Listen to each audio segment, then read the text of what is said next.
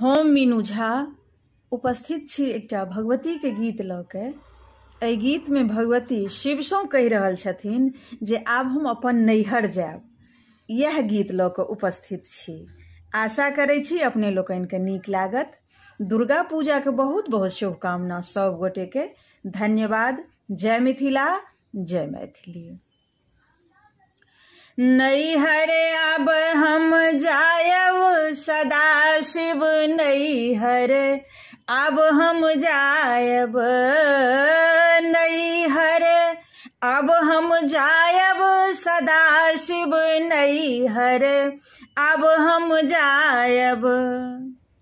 परिवार तिथि के यात्रा करके दुतिया गमन करायब।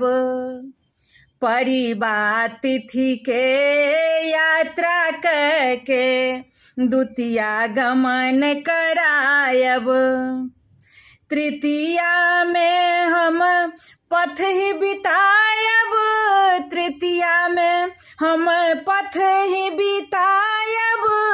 चौथ में काजर लगायब सदा शिव नैहर, अब हम जायब नैहर, अब हम जायब सदा शिव नैहर, अब हम जायब।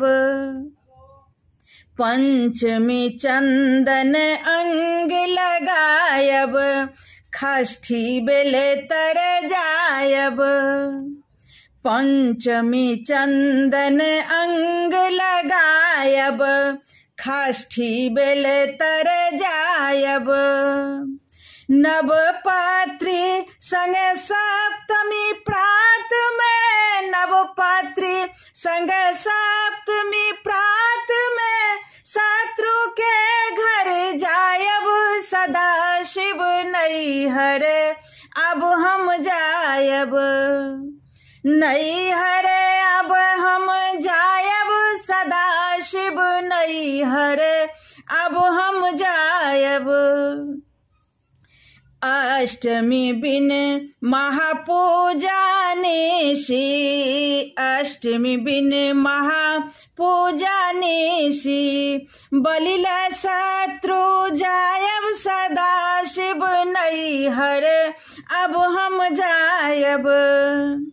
नौमी में त्रिशूलक पूजा, नौमी में त्रिशूलक पूजा, बहुविधि बलि चढ़ायब सदा शिव नैहर, अब हम जायब नैहर, अब हम जायब सदा शिव नैहर, अब हम जायब।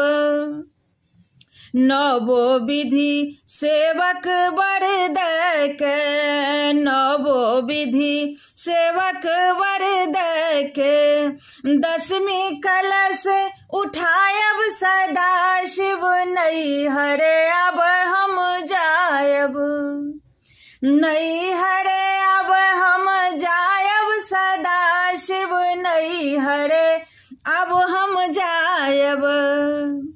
भनहि विद्यापति जननी कहल शिव, भनहि विद्यापति जननी कहल शिव, फेर अपन गृह आयब सदा शिव नैहर, अब हम जायब नैहर, अब हम जायब सदा शिव नैहर, अब हम जायब।